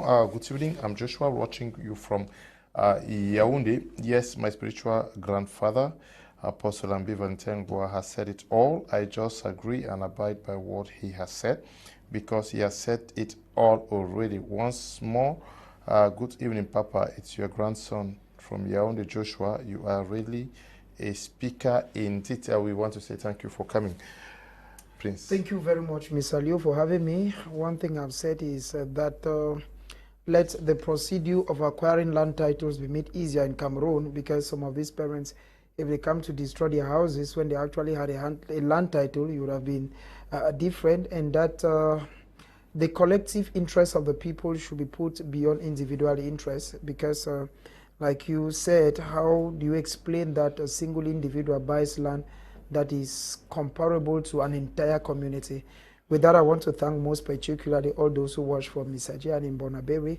Most precisely, Mr. Chi and wife were actually watching, and that is Madame Ebai Selina Bo, who are watching in Bonaberi. Okay.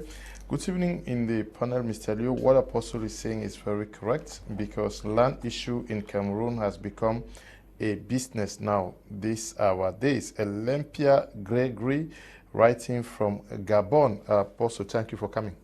Thank you, Mr. Liu. It's always a joy to be here. God bless you, Cameroonians, for watching today's edition. Ok. Aussi, merci à toi, Alex, d'être passé par ici. Oui, merci à tous qui nous suivent ce jour. J'espère qu'on a pu vous édifier sur cette question-là. Okay, we want to thank you all who took time off to watch this edition of the program. Tomorrow we're going to have a special one with Barrister Michelle Ndoki. She's going to be my guest on Prime Hour tomorrow. She will be telling us why she wants to run for the presidency of the Cameroon Renaissance movement, and also share her views on most of the happenings in Cameroon. We want to thank the production team, Desmond and Eli. We also want to thank all of you who took time off to watch this edition of the program. Stay blessed. Bye-bye.